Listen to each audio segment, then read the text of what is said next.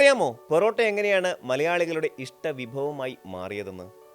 കേരളീയരുടെ ഭക്ഷണശീലങ്ങളെക്കുറിച്ച് പറയുമ്പോൾ ഏറ്റവും ആദ്യം ഓർമ്മ വരുന്ന ഒരു വിഭവമുണ്ട്: പൊറോട്ട. അതിനൊപ്പം ഒരൽപ്പം ബീഫ് റോസ്റ്റോ അല്ലെങ്കിൽ കോഴിക്കറിയോ കൂടി ഉണ്ടെങ്കിൽ മലയാളിയുടെ ദിവസം പൂർണ്ണമായി എന്ന് പറയാം. കേരളത്തിലെ ഏത് ചെറിയ ചായക്കട മുതൽ പഞ്ചനക്ഷത്ര ഹോട്ടലുകളിൽ വരെ രാജകീയ പദവിയോടെ വിളമ്പുന്ന ഈ വിഭവത്തിന് ലോകമെമ്പാടും അറിയപ്പെടുന്ന ഒരു പേരുണ്ട്: മലബാർ പൊറോട്ട. എന്നാൽ എപ്പോഴെങ്കിലും നിങ്ങൾ ചിന്തിച്ചിട്ടുണ്ടോ ഈ പ്രിയപ്പെട്ട വിഭവം യഥാർത്ഥത്തിൽ എവിടെ നിന്നാണ് വന്നതെന്ന്? മലബാർ എന്ന പേര് കൂടെയുള്ളത് കൊണ്ട് ഇത് കോഴിക്കോടോ കണ്ണൂരോ ജന്മമെടുത്ത ഒരു തനി നാടൻ വിഭവമാണെന്ന് വിശ്വസിക്കുന്നവരാണ് നമ്മളിൽ പലരും. എന്നാൽ യാഥാർത്ഥ്യം അതല്ല. നമ്മുടെ സ്വന്തം എന്ന് നമ്മൾ അഹങ്കരിക്കുന്ന ഈ മലബാർ പൊറോട്ട യഥാർത്ഥത്തിൽ ഒരു പ്രവാസിയാണ്. സിലോൺ എന്ന പഴയ ശ്രീലങ്കയിൽ നിന്നും കടൽ കടന്നെത്തിയ ദാരിദ്ര്യത്തിൻ്റെയും കുടിയേറ്റത്തിൻ്റെയും ബ്രിട്ടീഷ് അധിനിവേശത്തിൻ്റെയും കണ്ണീരുറഞ്ഞ ഒരു ചരിത്രം ഈ മൃദുവായ അടുക്കുകൾക്കിടയിൽ ഒളിഞ്ഞിരിപ്പുണ്ട്. കേരളത്തിൻ്റെ തനത് രുചികളെക്കുറിച്ച് അന്വേഷിച്ചാൽ ഒരു കാര്യം വളരെ വ്യക്തമാകും: നമ്മുടെ പരമ്പരാഗത ഭക്ഷണത്തിലധികവും അരിയുമായി ബന്ധപ്പെട്ടതാണ്. പത്തിരി, ദോശ, ഇടിയപ്പം, അപ്പം, പുട്ട് എന്നിങ്ങനെ നീളുന്ന ആ പട്ടികയിൽ ഗോതമ്പോ മൈദയോ പ്രധാന ചേരുവകളായിരുന്നില്ല. മലബാറിൻ്റെ സ്വന്തം വിഭവങ്ങളായ പത്തിരിയും അരിയടകളും നൂൽപുട്ടുമെല്ലാം ഈ അരി സംസ്കാരത്തിൻ്റെ ഭാഗമാണ്. പിന്നെ എങ്ങനെയാണ് മൈദയിൽ തീർത്ത ഈ വിഭവം മലബാറിൻ്റെ പേരിൽ ലോക പ്രശസ്തമായത്? വാസ്തവത്തിൽ പൊറോട്ടയ്ക്ക് കേരളത്തിൻ്റെ ചരിത്രവുമായി വളരെ ചുരുങ്ങിയ കാലത്തെ ബന്ധം മാത്രമേയുള്ളൂ. ഈ വിഭവം മലബാറിൽ ജനിച്ചതല്ല, മറിച്ച് വ്യാപാര വാണിജ്യ ബന്ധങ്ങളിലൂടെയും കുടിയേറ്റങ്ങളിലൂടെയും ഇവിടെ എത്തി പിന്നീട് മലബാറുകാരുടെ അസാമാന്യമായ പാചക നൈപുണ്യത്താൽ ലോകം മുഴുവൻ ബ്രാൻഡ് ചെയ്യപ്പെട്ടതാണ്. പൊറോട്ടയുടെ യഥാർത്ഥ വേരുകൾ തേടിയുള്ള യാത്ര നമ്മെ എത്തിക്കുന്നത് ഇന്ത്യൻ മഹാസമുദ്രം കടന്ന് അയൽ രാജ്യമായ ശ്രീലങ്കയുടെ തീരങ്ങളിലേക്കാണ്. ശ്രീലങ്കയിലെ തെരുവുകളിൽ സന്ധ്യയാകുമ്പോൾ കേൾക്കുന്ന ഒരു താളമുണ്ട്: ഇരുമ്പ് തവകളിൽ വീശിയടിച്ചും കൊത്തിയെരിഞ്ഞുമുണ്ടാക്കുന്ന കൊത്തുറൊട്ടിയുടെ താളം. നമ്മുടെ പൊറോട്ടയുടെ ആദിമ രൂപം എന്ന് വിളിക്കാവുന്നത് ശ്രീലങ്കക്കാരുടെ ഈ റൊട്ടിയെയാണ്. അവിടെ ഇതിനെ വീച്ച് റൊട്ടി അല്ലെങ്കിൽ ഗോതമ്പ് റൊട്ടി എന്നാണ് വിളിക്കുന്നത്. മൈദാമാവ് എണ്ണ ചേർത്ത് കുഴച്ച് പപ്പടം പോലെ കനം കുറച്ച് വീശിയെടുത്ത് മടക്കി ചുട്ടെടുക്കുന്ന ഈ രീതി യഥാർത്ഥത്തിൽ ഒരു പാചകവിദ്യ എന്നതിലുപരി ഒരു അധ്വാനമാണ്. ഈ വീച്ച് റൊട്ടിയാണ് പിൽക്കാലത്ത് ഇന്ത്യയിലേക്ക് കടന്നു വന്നത്. എന്നാൽ ഇതൊരു സാധാരണ രുചിമാറ്റത്തിനായിരുന്നില്ല. അതിനു പിന്നിൽ അതിജീവനത്തിനായി പോരാടിയ ഒരു ജനതയുടെ സങ്കടകരമായ ചരിത്രമുണ്ട്. ഒരു നേരത്തെ ആഹാരത്തിന് വേണ്ടി സ്വന്തം മണ്ണുപേക്ഷിച്ച് അന്യനാട്ടിൽ ചേക്കേറേണ്ടി വന്ന പതിനായിരക്കണക്കിന് സാധാരണക്കാരുടെ കഥയാണ് ഈ വിഭവത്തിൻ്റെ ചരിത്രം. പൊറോട്ട കേരളത്തിൽ എത്തിയതിന് പിന്നിൽ പ്രധാനമായും രണ്ട് ചരിത്രം ഉള്ളതായാണ് പറയപ്പെടുന്നത്. 19-ാം നൂറ്റാണ്ടിൻ്റെ അവസാനവും 20-ാം നൂറ്റാണ്ടിൻ്റെ തുടക്കവും ദക്ഷിണേന്ത്യയെ സംബന്ധിച്ചിടത്തോളം കൊടും പട്ടിണിയുടെയും വരൾച്ചയുടെയും കാലമായിരുന്നു. മദ്രാസ് പ്രസിഡൻസിയുടെ പല ഭാഗങ്ങളിലും മഴ ലഭിക്കാതെ കൃഷി പൂർണ്ണമായും നശിച്ചു. അതേസമയം സിലോണിൽ, അതായത് ഇന്നത്തെ ശ്രീലങ്കയിൽ, ബ്രിട്ടീഷുകാർ തങ്ങളുടെ തേയില, റബ്ബർ തോട്ടങ്ങൾ വ്യാപിപ്പിക്കുന്ന സമയമായിരുന്നു അത്. ഈ തോട്ടങ്ങളിൽ പണിയെടുക്കാൻ അവർക്ക് കുറഞ്ഞ കൂലിക്ക് നിരവധി തൊഴിലാളികളെ ആവശ്യമുണ്ടായിരുന്നു.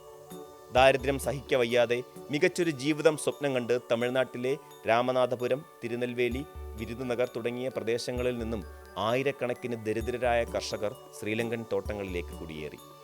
ബ്രിട്ടീഷുകാരുടെ ക്രൂരമായ ചൂഷണത്തിന് കീഴിൽ കഠിനാധ്വാനം ചെയ്തിരുന്ന ഈ തൊഴിലാളികൾക്ക് ഉയർന്ന പോഷകമൂല്യമുള്ളതോ വില കൂടിയതോ ആയ ഭക്ഷണം അപ്രാപ്യമായിരുന്നു.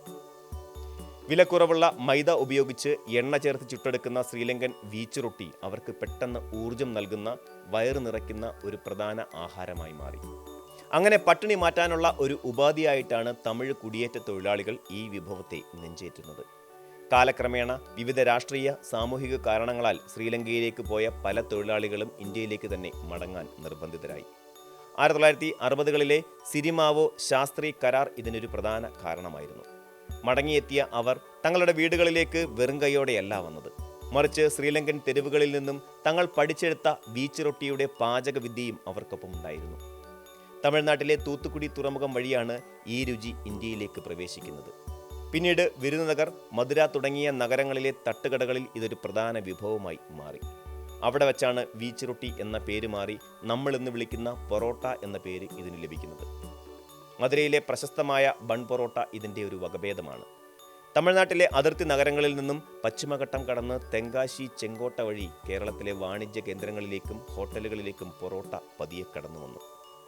ഇനി ഇതുമായി ബന്ധപ്പെട്ട് മറ്റൊരു ചരിത്രം കൂടി പ്രചരിക്കുന്നുണ്ട്. അത് പൊറോട്ടയുടെ വരവിനെ രണ്ടാം ലോക മഹായുദ്ധമായും ബർമയുടെ, അതായത് ഇന്നത്തെ മ്യാൻമറിൻ്റെ പതനവുമായും ബന്ധിപ്പിക്കുന്നു. 1942 ജപ്പാൻ സൈന്യം ബ്രിട്ടീഷുകാരിൽ നിന്നും ബർമ പിടിച്ചെടുത്തതോടെ അന്നത്തെ തിരുവിതാംകൂറിലേക്കുള്ള അരി വിതരണം പൂർണ്ണമായും നിലച്ചു. തിരുവിതാംകൂർ ജനതയുടെ പ്രധാന അന്നം അന്ന് ബർമീസ് അരിയായിരുന്നു. തിരുവിതാംകൂറിനെ സംബന്ധിച്ചിടത്തോളം അതൊരു ജീവൻ മരണ പോരാട്ടത്തിൻ്റെ തുടക്കമായിരുന്നു. നാണ്യവിളകളുടെ സാമ്പത്തിക മൂല്യം തിരിച്ചറിഞ്ഞ തിരുവിതാംകൂർ ഭരണകൂടം തങ്ങളുടെ കൃഷിഭൂമികളിൽ കൂടുതലായും കയറ്റുമതി ലക്ഷ്യമാക്കി തേയില, റബ്ബർ, കയർ എന്നിവ ഉൽപ്പാദിപ്പിക്കാൻ തുടങ്ങിയിരുന്നു. സ്വന്തം ജനതയ്ക്ക് വിശപ്പടക്കാൻ ആവശ്യമായ നെല്ല് ഉൽപ്പാദിപ്പിക്കുന്നത് അവർ അവസാനിപ്പിച്ചു. അതിനാൽ ബർമ ജപ്പാന്റെ കൈകളിലായതോടെ തിരുവിതാംകൂറിലേക്കുള്ള അരി വിതരണം പൂർണ്ണമായും നിലച്ചു. ഒറ്റ രാത്രി കൊണ്ട് ജനങ്ങളുടെ അന്നം മുടങ്ങി. തുടർന്നുണ്ടായത് സമാനതകളില്ലാത്ത ഒരു ഭക്ഷ്യപ്രതിസന്ധിയായിരുന്നു. 1942 44 ഇടയിൽ തിരുവിതാംകൂറിൽ മാത്രം ഏകദേശം 90,000 പേരാണ് പട്ടിണി കിടന്ന് മരിച്ചത്. ബംഗാൾ ക്ഷാമത്തിന്റെ അതേ കാലയളവിൽ നടന്നതുകൊണ്ട് മാത്രം ചരിത്രത്താളുകളിൽ വേണ്ടത്ര ശ്രദ്ധിക്കപ്പെടാതെ പോയ, പൂർണ്ണമായും വിസ്മരിക്കപ്പെട്ട ഒരു വലിയ ദുരന്തമായിരുന്നു അത്. ഈ ദുരന്തമാണ് മലയാളികളുടെ ഭക്ഷണരീതിയെ അടിസ്ഥാനപരമായി മാറ്റിമറിച്ചത്. നൂറ്റാണ്ടുകളായി അരി മാത്രം പ്രധാന ആഹാരമാക്കിയിരുന്ന ഒരു ജനതയ്ക്ക് മുന്നിൽ ബ്രിട്ടീഷ് ഭരണകൂടം ഒരു പകരം സംവിധാനം മുന്നോട്ട് വെച്ചു. അരിക്ക് പകരമായി അവർ വ്യാപകമായി ഗോതമ്പും മൈദയും കേരളത്തിലേക്ക് അടിച്ചേൽപ്പിച്ചു. വിശപ്പിന്റെ വിളിക്ക് മുന്നിൽ മറ്റു വഴികളില്ലാതെ മലയാളികൾ ആദ്യമായി ഗോതമ്പും മൈദയും തങ്ങളുടെ നിത്യജീവിതത്തിന്റെ ഭാഗമാക്കി മാറ്റി. പ്രശസ്ത പാചക നരവംശാസ്ത്രജ്ഞനും ഭക്ഷണ ഗവേഷകനുമായ കുരുഷ് ദലാൽ ഈ മാറ്റത്തെക്കുറിച്ച് വളരെ കൃത്യമായി നിരീക്ഷിക്കുന്നുണ്ട്. കേരളത്തിൽ ഒരിടത്തും ഗോതമ്പ് കൃഷി ചെയ്യുന്നില്ല, മുൻപൊരിക്കലും ചെയ്തിട്ടുമില്ല. എന്നിട്ടും ഗോതമ്പോ മൈദയോ അടിസ്ഥാനമാക്കിയുള്ള ഒരു വിഭവം കേരളത്തിൻ്റെ ഏറ്റവും വലിയ ഔദ്യോഗിക ഭക്ഷണമായി മാറണമെങ്കിൽ അതിനു പിന്നിൽ വളരെ വലിയൊരു തകർച്ച സംഭവിച്ചിട്ടുണ്ടായിരിക്കണം എന്ന് അദ്ദേഹം ചൂണ്ടിക്കാട്ടുന്നു. 3000 കിലോമീറ്ററുകൾക്കപ്പുറം നടന്ന ഒരു യുദ്ധവും മറ്റ് പ്രദേശങ്ങൾക്ക് മുൻഗണന നൽകിയ കൊളോണിയൻ ഭരണകൂടത്തിൻ്റെ അവഗണനയും പൊലിഞ്ഞുപോയ 90,000 ജീവനുകളുമാണ് ആ തകർച്ചയുടെ ബാക്കിപത്രം. മൈദയും ഗോതമ്പും കേരളത്തിൽ വ്യാപകമായെങ്കിലും ഇതുകൊണ്ട് എന്തുണ്ടാക്കി കഴിക്കണം എന്ന കാര്യത്തിൽ ജനങ്ങൾക്ക് വലിയ ധാരണയുണ്ടായിരുന്നില്ല. ഈ പ്രതിസന്ധി ഘട്ടത്തിലാണ് പൊറോട്ട കേരളത്തിൻ്റെ തീരമണിയുന്നത്. തെക്കൻ കേരളത്തിലെ വിഴിഞ്ഞം തീരത്തു നിന്നുള്ള മത്സ്യത്തൊഴിലാളികൾ പതിവായി ശ്രീലങ്കൻ സമുദ്ര അതിർത്തികളിൽ പോയി മീൻ പിടിക്കാറുണ്ടായിരുന്നു. ശ്രീലങ്കയുടെ വടക്കൻ മേഖലയായ തമിഴ് സംസാരിക്കുന്ന ജാഫ്നയിലെത്തിയ ഈ തൊഴിലാളികൾ അവിടെ വെച്ച് നമ്മൾ നേരത്തെ പറഞ്ഞ ബീച്ച് പൊറോട്ട എന്ന വിഭവം കണ്ടു. നൂറ്റാണ്ടുകൾക്ക് മുമ്പ് അറബ് വ്യാപാരികൾ ശ്രീലങ്കയിൽ എത്തിച്ചതാണ് ഈ പാചകവിദ്യ എന്ന് ചരിത്രകാരന്മാർ വിശ്വസിക്കുന്നു. മൈദ ഉപയോഗിച്ച് പെട്ടെന്നുണ്ടാക്കാവുന്നതും ഉയർന്ന ഊർജം നൽകുന്നതുമായ ഈ വിഭവം വിഴിഞ്ഞത്തെ മത്സ്യത്തൊഴിലാളികളെ ആകർഷിച്ചു. ഗോതമ്പും മൈദയും വെച്ച് എന്ത് ചെയ്യണമെന്നറിയാതെ നട്ടം തിരിഞ്ഞിരുന്ന സ്വന്തം നാട്ടുകാർക്ക് ഇതൊരു മികച്ച പരിഹാരമാകുമെന്ന് അവർ തിരിച്ചറിഞ്ഞു. അങ്ങനെ 1940കളിൽ ആ മത്സ്യത്തൊഴിലാളികളിലൂടെ ബീച്ച് പൊറോട്ടയുടെ പാചകവിദ്യ തിരുവിതാംകൂറിലെത്തി. പട്ടിണിയിലായിരുന്ന ഒരു ജനത ഈ പുതിയ വിഭവത്തെ ഇരു കൈയും നീട്ടി സ്വീകരിച്ചു. വളരെ വേഗത്തിൽ കാട്ടുതീ പോലെ ഈ രുചി തെക്കൻ കേരളം മുഴുവൻ പടർന്നു പിടിച്ചു. തിരുവിതാംകൂറിൽ ജനകീയമായ ഈ വിഭവം അധികം വൈകാതെ തന്നെ കച്ചവടക്കാരിലൂടെയും യാത്രികരിലൂടെയും വടക്കോട്ട് സഞ്ചരിച്ച് മലബാറിലെത്തി. മലബാറിലെ പാചക വിദഗ്ധർ ഈ വിഭവത്തെ ഏറ്റെടുത്തതോടെ അതിൻ്റെ രൂപവും ഭാവവും മാറി. കൂടുതൽ എണ്ണയും നെയ്യും ചേർത്ത് വളരെ നേർത്തതും മൃദുവായതുമായ ഒട്ടനവധി അടുക്കുകളുമുള്ള പുതിയൊരു രൂപം അവർ ഇതിന് നൽകി. മലബാറുകാരുടെ പ്രശസ്തമായ മാംസവിഭവങ്ങൾക്കൊപ്പം ഈ റൊട്ടി മികച്ച ചേർച്ചയായി മാറുകയായിരുന്നു. പതിറ്റാണ്ടുകൾക്കുള്ളിൽ എവിടെ നിന്നാണ് ഈ വിഭവം വന്നത് എന്നതിന് പകരം എവിടെയാണ് ഇത് ഏറ്റവും കൂടുതൽ പ്രശസ്തമായത് എന്നതിൻ്റെ അടിസ്ഥാനത്തിൽ ഈ വിഭവം മലബാർ പൊറോട്ട എന്ന് നാമകരണം ചെയ്യപ്പെട്ടു. കേരളത്തിലെത്തിയ പൊറോട്ടയ്ക്ക് പിന്നീട് വലിയൊരു പരിണാമമാണ് സംഭവിച്ചത്. പ്രത്യേകിച്ചും മലബാർ മേഖലയിലെ പാചക വിദഗ്ധർ ഈ വിഭവത്തെ തങ്ങളുടേതായ രീതിയിൽ മാറ്റിയെടുത്തു. തമിഴ്നാട്ടിലെ പൊറോട്ടയേക്കാൾ കുറച്ചുകൂടി മൃദുവായതും ഒട്ടനവധി നേരിയ അടുക്കുകളുള്ളതുമായ ഒരു രൂപം അവർ ഇതിന് നൽകി. മലബാറുകാരുടെ പ്രശസ്തമായ മാംസവിഭവങ്ങൾക്കൊപ്പം പ്രത്യേകിച്ച് ബീഫ് വരട്ടിയതിനൊപ്പവും കോഴിക്കറിക്കൊപ്പവും ഈ പുതിയ റൊട്ടി മികച്ച ചേർച്ചയായി മാറി.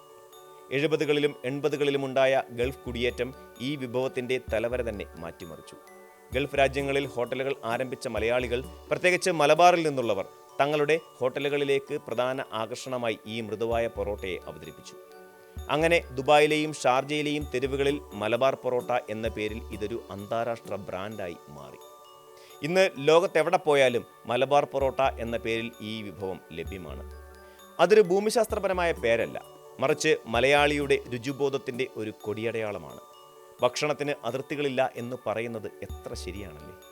ശ്രീലങ്കൻ തെരുവുകളിൽ ജനിച്ച, ബ്രിട്ടീഷ് തോട്ടങ്ങളിലെ പട്ടിണി മാറ്റാൻ ഉപയോഗിച്ച ഒരു സാധാരണ വിഭവം കാലങ്ങൾക്കിപ്പുറം മറ്റൊരു നാടിൻ്റെ സാംസ്കാരിക അടയാളമായി മാറുന്നത് ചരിത്രത്തിലെ മനോഹരമായ ഒരു കാവ്യനീതിയാണ്. അടുത്ത തവണ നിങ്ങൾ ഒരു ഹോട്ടലിൽ കയറി ചൂടുള്ള മലബാർ പൊറോട്ടയും ബീഫും ഓർഡർ ചെയ്യുമ്പോൾ ആ മൃദുവായ അടുക്കുകൾക്കുള്ളിൽ ഒളിഞ്ഞിരിക്കുന്ന ഒരുപാട് മനുഷ്യരുടെ അധ്വാനത്തിൻ്റെയും യാത്രകളുടെയും കഥ കൂടി ഓർക്കുന്നത് നന്നാകും.